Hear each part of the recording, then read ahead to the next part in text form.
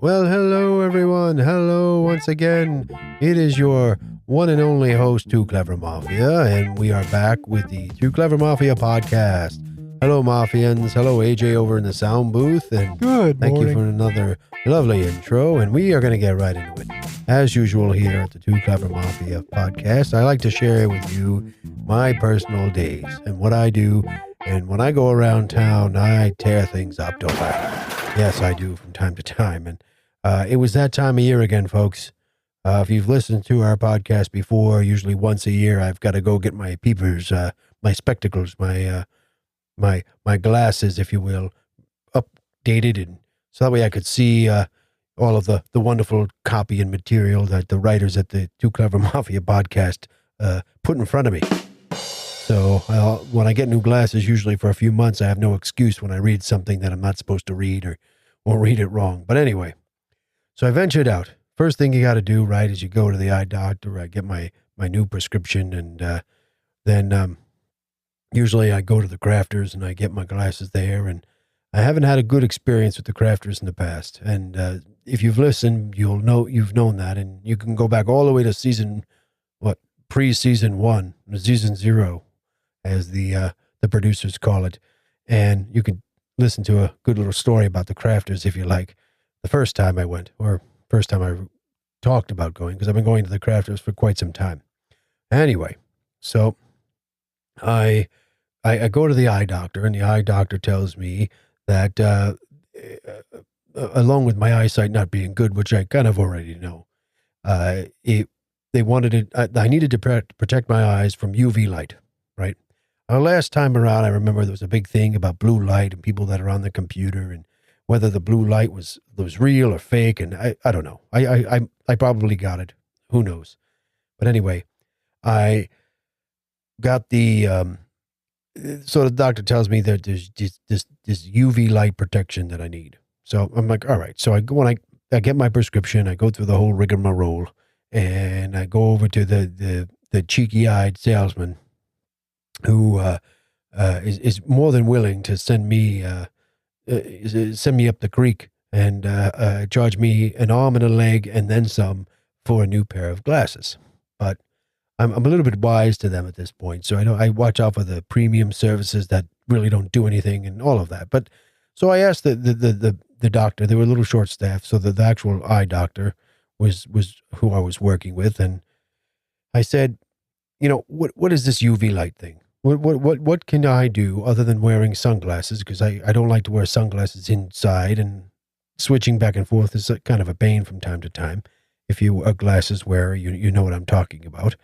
And what is it about? So he says, clever. He said, you can get yourself these lenses that will change color. They have UV protection built in, but they'll change color when the sun hits them, and then all of the UV light. So I'm like, well, okay, well, that sounds kind of good. I don't have to, I just wear one pair of glasses. I don't need sunglasses. And, sounds great. Sounds great. Sign me up, I say. So my one thing that I can't stand is I don't like glasses that have the removable nose pieces. So I tell them, listen, I don't care what pair of glasses you give me.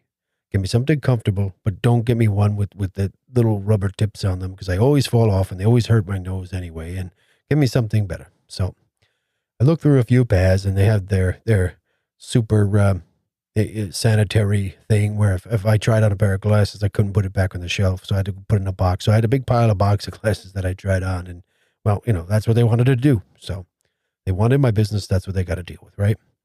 So I go over, I finally pick out a pair, and they sit down, and they sit down, and it's me, the doctor. I think there was another person in the showroom, and another salesperson, and then maybe it was probably another customer, I'm pretty sure, on the other side. And they pull up my account, and the doctor hands me off to this cashier, I guess, or doctor in training. I don't know what they are. They're all salesperson in my book. So they hand me off, and the girl asks me for my information, my insurance. I give it to her, and she screams out across the way. She says, She's like, wow, I can't believe the discount you're going to get. This is amazing. And like, didn't think it was right. Or maybe they were pretending, but I'll let you know. I'll tell you what happened. So she screams out, wow, I can't believe this. I almost thought she was on an episode of our show with one of my wows. And the doctor, she asks a couple of questions, well, what kind of plan does he have, this and that. Meanwhile, they're sharing my information with the whole store at this point. And I'm like, hey, you might want to keep this down just a little bit. I really don't need the whole world to know Tooclevermafia is here getting a new pair of glasses. But either way. So he tells us something and says, yeah, that plan is a really good plan. And she goes on and on with me now. She turns back to me and she says, I can't believe that this plan is great. We don't, as employees of the crafters, we don't even get any of these discounts. And I'm like, okay, you got me. What are you trying to sell? And she goes through she said, your glasses were going to cost like $1,200. And they're expensive, I know, because they have the reading and then the far. And I'm pretty much blind, folks. I'm pretty much blind. So anyway, and then they had this new transition thing to block the UV light. Goes through the whole thing. It was like $30. And I said, okay, well, here's my card. Take my $30. And they made a big deal about it. But now I wasn't really in the mood to deflect any of their upsells. So she offered me a few things. And, do you want the scratch protection and all of it? Just put it on there. I'm not in the mood. I was in a rush. Just needed new peepers. And that was it. So, without asking much, I left because they had to make them. And that whole made in an hour thing, that went out the window a long time ago with the Domino's delivery of pizza in under a half an hour or it's free. Well, the lenses themselves, because they have, I guess they were specially made with the progressives, they call them. And they had this ultraviolet thing in it. It took a while. So it took me about 2.5, almost 3 weeks to get them. They call me up. They tell me they're in. I go in. I almost forgot I ordered them at this point. And I walk in. I take them, and he asked me if you want to set them up. Whatever. They're glasses. I can handle it. So I take the glasses. I get in the car, and I start driving down the road. I put them on because all the glasses were falling apart. They were held on by duct tape and gum. And I think I had a candy corn as one of the newest pieces. So it was really. They were done. So I put the new ones on right away. And I'm driving down the road. And this was a bright, sunny afternoon. I had picked them up, late afternoon. Late morning. And it was around noontime. And I'm driving down the road. And then the sun is very bright. Now, I was expecting them to do something or not. And I'm looking and I'm like, maybe there was a piece I missed or something in the box. So I pull over and I look in the box. There's nothing there. Now I'm getting frustrated. So I roll down the window, and because it was getting warm in the car, I roll down the window. I look out the window, and it's bright and it's a sunny day. And then I'm looking, and I get a glance at me in the rear view mirror, and my sunglasses now are changing color, and they're almost black. Now it didn't look like looking to me when I was looking through them.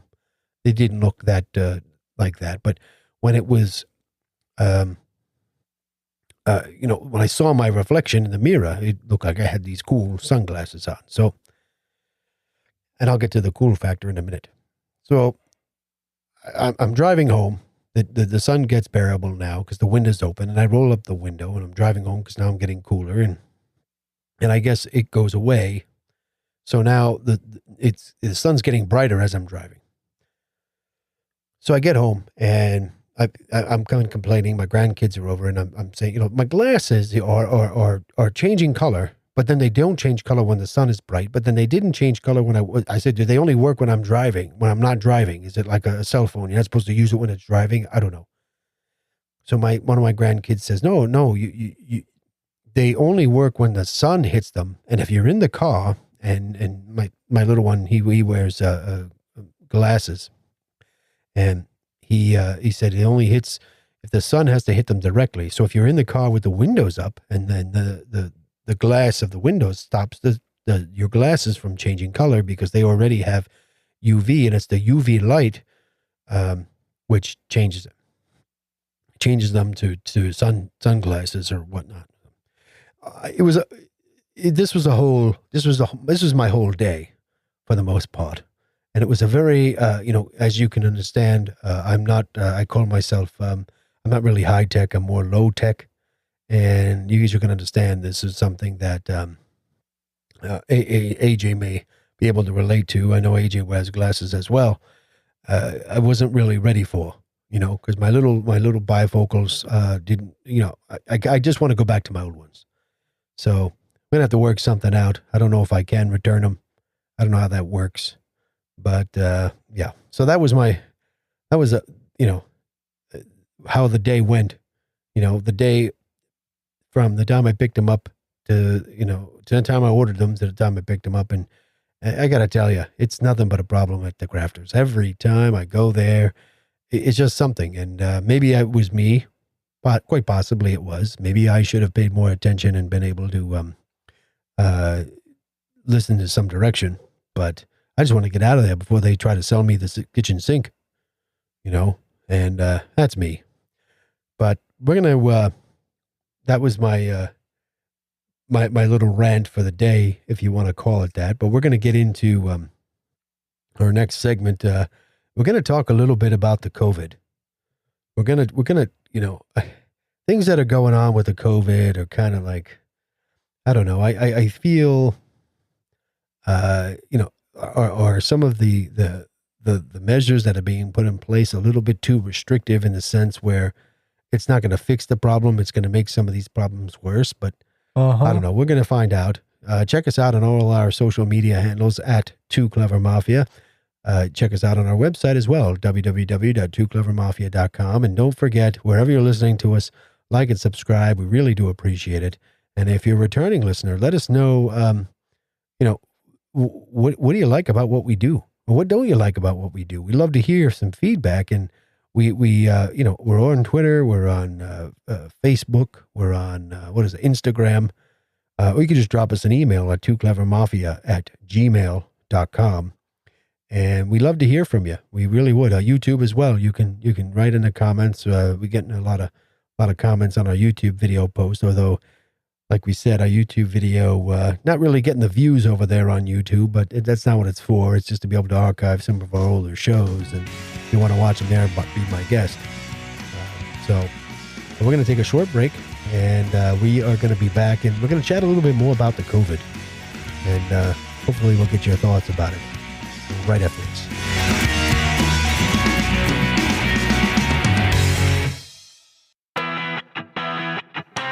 Well, hello, everyone. Welcome back. Welcome, AJ. Welcome, Mafians and new listeners. I am your host, Too Clever Mafia, and once again, you have tuned in to the Too Clever Mafia podcast. And we are going to introduce a new series today called the Creator Series. And it's going to be those inventions that you never really thought about. You just kind of use them every day. You kind of went about your business and never thought about where did they come from or who invented them. And in some people's idea, they were really always there, or never really one person that invented them. So pretty interesting stuff. They're going to be quick little segments, so you can listen to them on the ride to or from work, or just listen to them sitting around the house, right, AJ? Yeah. I mean, it's going to be kind of a little bit of a thought-provoking series, and this comes as a very strong recommendation from one of the listeners to our show who was a teacher, and they really enjoyed how our show presents certain historical elements of the show. And we're going to do this. So if you're a student listening and your teacher's presenting this to you, welcome to the Too Clever Mafia show. I am Clever Mafia, and sometimes they say I'm too clever, right? No, yeah. Enough with the sound effects, AJ. This is supposed to be an educational episode. Anyway, so we're going to start off today's show with something that we all use pretty much every day in some way, shape, or form. And it's something that, quite frankly, in modern day, I don't believe we put much thought into. And that is the invention of the wheel. The wheel. And there's a lot of, I mean, because of obviously how far back it goes, there's a lot of conflicting historical elements as far as who and the exact when this was created or invented, if you want to say it. But I'm going to go through a couple of different scenarios, and there are some similarities. So the dates might be a little bit different. If you look it up on the internet, you can find different variations of it. But I'm going to give you the Tooclevermafia take on what I think, based upon my research, to be the case. And so the invention of the wheel, somewhere between the Copper Age and between 500 and 3300 BC, there was an invention of a potter's wheel. And you know what that is, AJ? Those little wheels that would spin around and they'd make pottery. And ultimately, they were just a piece of rock in some cases, or wood, that had a hole in it, a little stick, and which would be the axle. And that is a big, it seems to be almost a consensus that the earliest wheeled vehicles kind of derived from that type of idea. And when you move forward a little bit between 2200 and 1550 BC, which is the Middle Bronze Age, if you want to call it, the invention of actually a spoked wheel, and what you may have seen as the horse and the chariot, that came about. Now, early wheels were simply wooden discs with holes for the axle, like we had spoke about. And some of the earliest wheels were made from actually horizontal slices of tree trunks. And you can imagine trees aren't necessarily completely round. So those are some bumpy rides if they put them on carts, or they made, machinery or different pieces. But in Britain, if you want to look historically, in Britain, a large wooden wheel was recently found, if you want to say recently, in 2016. And the wheel measured about 1 meter round, which is about, I guess, 3-point-something feet in diameter. And it was uncovered at a place called the Must Farm in 2016. And they're dating that as from 1100 to 800 BC. So pretty interesting stuff. So that's really an older, well, I guess not really older because you're counting backwards, right? I always get messed up with the BC stuff. But there's also in ancient Mesopotamia, which I had to slow down to say that word, people are widely believed to have invented the wheel around between 4200 and 4000 BC, which is actually a lot earlier than all of this other stuff. And it was believed to have been invented independently in China around 2800 BC. Now, some say that the certain towns and villages used it, and then it was a tool, and then they kind of bettered it and transported it around because it just, hey, it was, it's a wheel, folks. I mean, who didn't, you see a wheel for the first time, you're like, that is amazing. Can you imagine? Right? It's like seeing the internet for the first time. You're like, you could send emails? That's crazy. Or text messaging from your phone?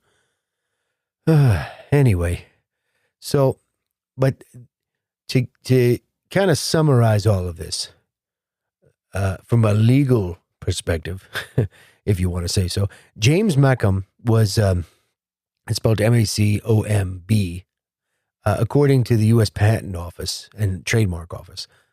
The first patent involving the wheel was issued to James in Princeton, New Jersey, my home state. And that was way back in August 26, 1791. And that was just 1 year after U.S. patent laws were passed. And Macomb's invention was actually for designing a horizontal hollow water wheel to create hydropower for mills. So it was more of you see the big water wheels that are powered basically by the streams or rivers.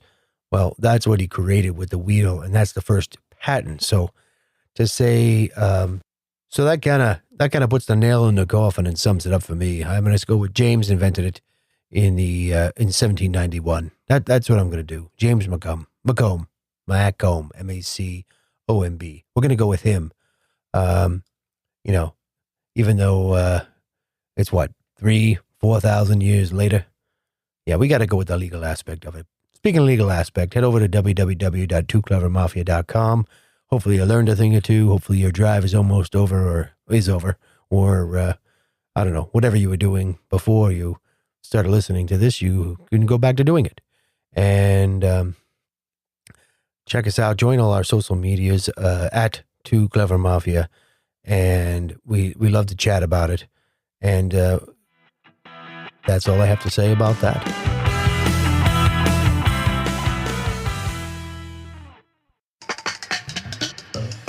Hello, everyone. This is your host, Tooclevermafia, and you are once again listening to the Tooclevermafia podcast. Hello, AJ, over in the sound booth. Thank you again for your assistance with another lovely intro. Sure. And we're going to get right into it. It's been, 7 or 8 months since things were first shut down in most places, and in life, it just isn't what it used to be. I mean, nobody can say it's the same. And, no packed restaurants on a Friday night. Black Friday mobs, just there aren't any. Unless you're online and your computer breaks and you can't get online. And you just know there's a mob of people trying to get online, I guess. And, things as most people used to remember them, I guess you can say. You do as least as possible now. At least we were trying to for a while as a society here in the United States, trying to avoid exposing yourself to COVID-19 so you didn't get sick or get people around you sick. Now, it wasn't all bad for a lot of people, especially at the beginning. I mean, some people were lucky enough, if you want to call it that, to start working from home full time. Some kids, they weren't going to school, or they are going to school now full-time virtually learning, which has become the norm after, they finished off most of last year and then they started a new season, if you will, this year, or grade level or whatnot. But I'm hearing mixed results. I'm hearing that, some kids and some of their parents want the kids to go back to school for a slew of reasons. And like parents, some of them need a full-time babysitter so they can do their job. They haven't been able to do their job to pay the bills since this whole thing started. And unfortunately, some people have just lost their jobs and things, they want things to get back to normal. And kids want to participate, the ones that want to participate in sporting events and other social gatherings and clubs and do their sort of, things that kids do, go to prom, go to their fall dances and homecomings and all those things. They have basketball games and football games and hockey in some areas and lacrosse and field hockey and all of those things. People, they want them back. They want them back. And, at first, it was okay. But, kids, I think some of the kids were like, hey, we're not going to have to. I mean, this kind of happened towards the spring. This started. But then they started realizing, hey, September or October start rolling around. I'm not going to have to stand at the bus stop in the rain and the snow and the cold, right? And, it was trade-offs. It was, something's good, something's bad. But I think that now has worn off on a lot of people. I think a lot of people are, realizing that this isn't the way human beings were meant to be. I mean, we're social people. I mean, we want things to get back to the way it used to be. And collectively, everybody's getting stir crazy. And you see that. And and as more time seems to pass, it seems that there's more of a serious concern here. And people aren't paying attention more, to the social distancing like they used to. They're not paying attention to the proper mask wearing. I see people not wearing masks at all, and no one's saying anything, or not, just having it on their chin. What do they call them? Chin diapers seems to be the thing. And, the social distancing just isn't there. And they're not paying attention to, washing their hands maybe as often as they used to. I remember, myself included, I generally would wash my hands quite often anyway. But I was washing them after everything and before everything. So, and now it's just, I was still doing it as I usually would do. But there's where you were at that 100% heightened awareness of doing all those things. Now I think some people are down probably to that 70, 75 mark, right? I mean, I don't know what you would say, AJ, and all of that, but I that's where I feel sometimes. And you got to kind of put yourself in check and get back in line, because the weather's getting cooler in a lot of places. People went from eating outside in tents and under canopies, which was fine because it was a little bit safer. And as soon as people started going inside, when the weather started getting cold, more people started getting sick. Now, there is that question, are more people testing now?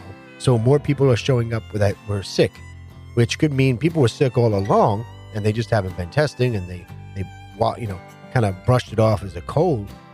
Or are more people getting sick, and then which poses that additional danger to some people that are in those high risk groups. And I've read an article saying that children are starting to be testing positive. And again, would they have tested positive 6 months ago?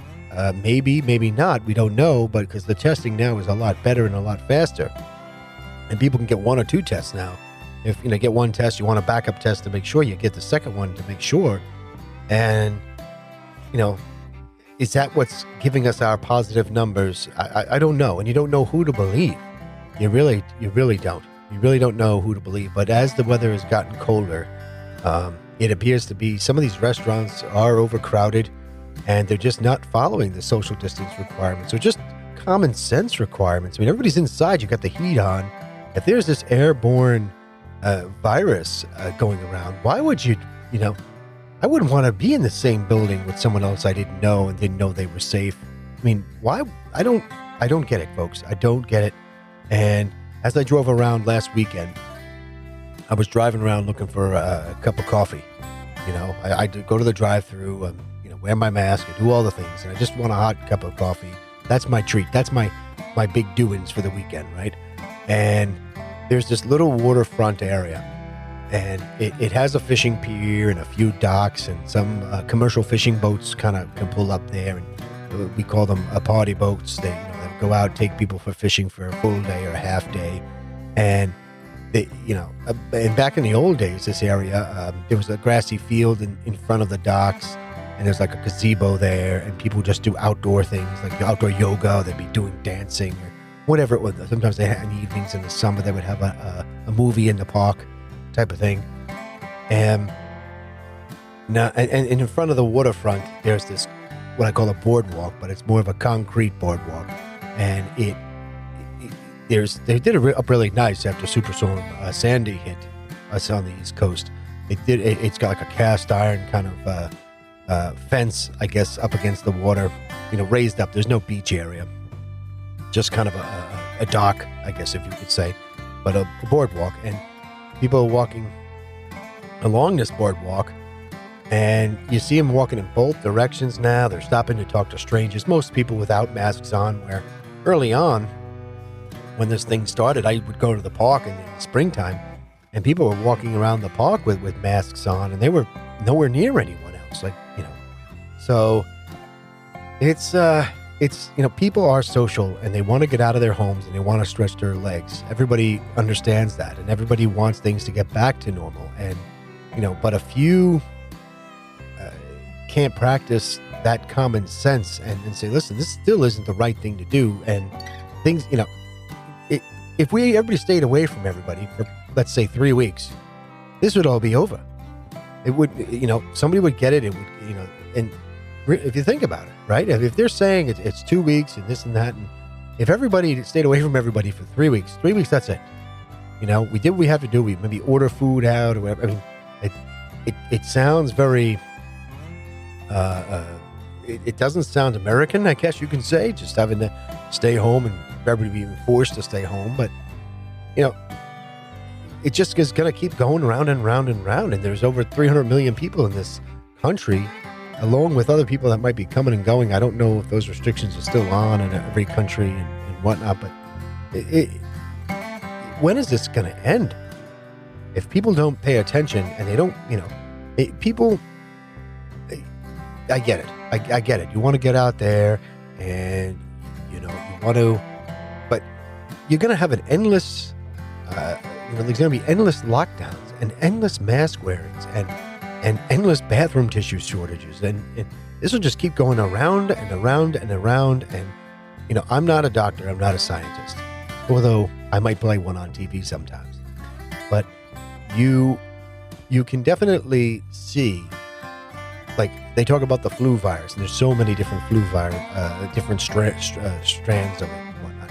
What if this COVID, if it hasn't already, morphs into something else, and we don't just kill it? And then you have this every time, it's just always kind of morphing into something else, and it's a virus that just keeps coming back differently and hurts other people, and where maybe it didn't affect you the first time, it affects you bad the second time or third, and it's got to end. And now with weather, the weather getting cooler and cooler, and people are going more indoors for everything.